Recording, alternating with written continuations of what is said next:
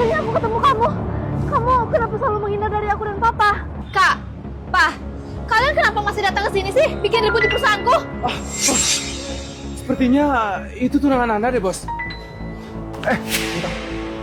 Kami datang ke sini bukan membuat keributan. Papa sakit, butuh biaya operasi sekitar 1 miliar.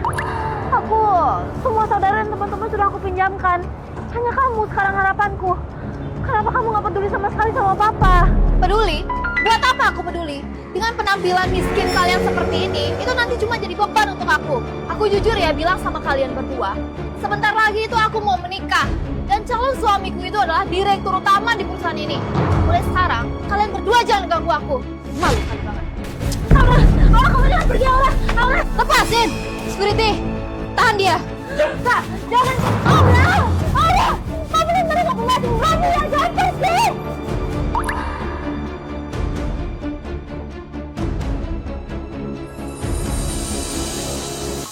Pak, Papa tenang aja ya. Aku pasti akan cari cara lain.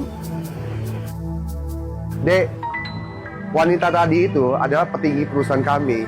Bagaimana ceritanya kamu bisa berurusan dengan dia? Anda pasti atasannya Aura ya? Saya kakaknya, dan ini papanya Aura. Sekarang kami datang ke sini mencari dia karena ada urusan mendesak. Tar dulu, Dek. Aura itu adalah tunangan bos kami. Dan dia bilang kalau dia itu udah yatim piatu. Terus, bagaimana kalian bisa mengaku papa dan adiknya dia? Apa? Dia bilang gitu sama kamu? Aura ini benar-benar gak punya hati nurani. Udah, Pak. Papa nggak usah emosi dulu. Tubuh Papa sekarang lagi nggak baik-baik aja. Bos, saya ini bener kakaknya, Bos. Kami ini bener keluarganya. Kami bener-bener nggak bohong. Dek, begini aja ya Dek ya. Ini kan di depan umum. Dilihat orang juga nggak baik. Buat citra perusahaan saya juga tidak baik. Bagaimana kalau adik dan bapak ikut saya naik ke atas kantor kami aja? Nanti kamu bisa bicarakan masalah keluarga kamu, permasalahan kamu di kantor. Gimana? Mike, kalau begitu kamu ajak mereka ke kantor ya. Baik, Bos.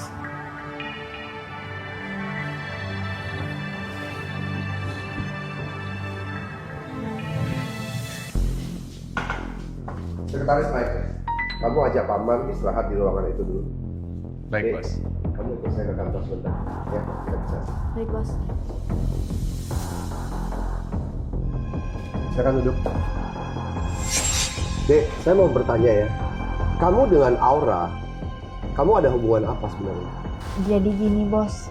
Sebenarnya Aura adalah adik saya. Keluarga kami kondisinya sedang tidak baik-baik saja. Hanya bisa membiayai satu orang anak untuk sekolah. Mama saya meninggal lebih dulu. Jadi saya berhenti sekolah. Lalu saya langsung bekerja dan membiayai adik saya untuk sekolah. Kemudian adik saya berencana untuk berkarir di kota yang besar. Tapi keluarga kami benar-benar gak punya uang. Jadi saya mencari beberapa pekerjaan serabutan untuk sewa apartemennya dia dan hidup dia. Setelah itu dia mendapatkan pekerjaan yang tetap di kota. Tapi dia tidak mengakui saya sebagai kakaknya lagi. Dia juga tidak mengakui keluarganya sebagai keluarganya lagi. Kalau bukan karena papa saya sakit sekarang, saya nggak akan mencarinya. Jadi sekarang seperti yang Anda lihat. Dek, kamu tenang dulu ya. Masalah ini pasti saya akan usut dengan tuntas. Tapi, apakah kamu yakin kalau Aura itu adalah adik kamu? Kalau kamu bohong, kamu akan tanggung akibatnya. Dan paman yang di sebelah ruangan tadi itu adalah papa Aura juga. Beneran, Bos. Saya ini benar-benar nggak bohong. Saya adalah kakaknya. Baiklah Dek, saya bisa mengerti. Tapi ada satu hal yang saya ingin masih tanyakan pada kamu. Kapan terakhir kamu berkomunikasi dengan Aura? Terakhir kami berkomunikasi 1 bulan yang lalu. Dia menyuruh saya untuk membuatkan proposal dan akan memberikan saya uang sebesar 100 juta rupiah. Waktu itu papa benar lagi sakit dan butuh uang. Jadi saya mau buatkan. Tapi saya nggak menyangka setelah proposalnya selesai, dia tidak memberikan saya uang sepeser pun. Malah dia memblokir semua kontak saya. Proposal? Dia menyuruh kamu membuat proposal? Maaf ya Dek ya, bukan saya lancang ya. Emangnya Dek, kamu bisa membuat proposal seperti apa? Bos jangan hanya melihat saya sebagai pengantar makanan. Saya itu dari dulu sudah banyak bekerja pekerjaan pada waktu. Jadi saya sudah mengerti seluk-beluknya. Bahkan saya juga berusaha sendiri agar saya bisa kuliah malam. Saya suka belajar, saya suka membaca. Jadi membuat proposal itu menurut saya tidak sulit. Saya juga sudah banyak membantu Aura untuk membuat banyak proposal. Buat banyak proposal? Oh, begitu ya ternyata ya.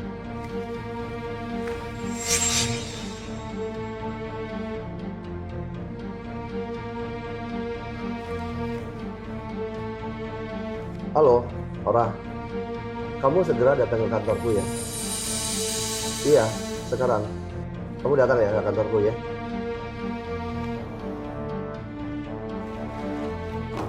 Beb, Aura, dia akan segera datang ke kantor ini. Saya pikir kebenaran sebentar lagi pasti akan terungkap. Oh ya, ngomong-ngomong dia suruh kamu bikin proposal apa ya? Itu proposal tentang selimut Unitu. Apa kamu bilang?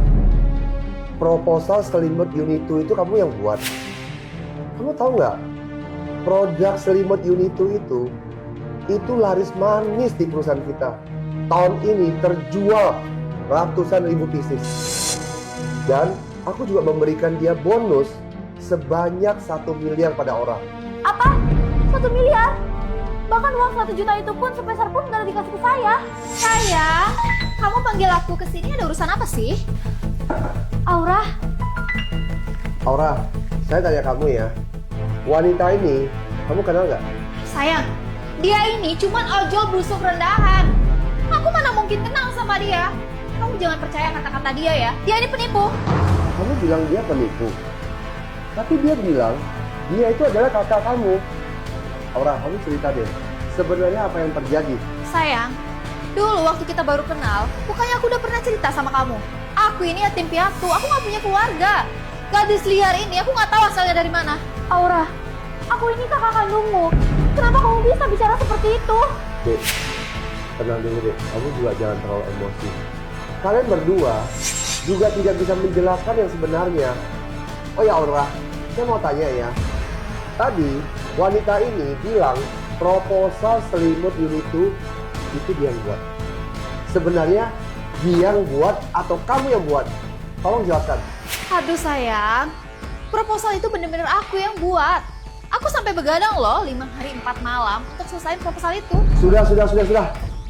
Aura, kebetulan proposal selimut ini ada di tanganku. Kamu jelaskan aja secara detail. Saya mau dengar. Aduh sayang, akhir-akhir ini aku lagi sibuk, lagi banyak urusan.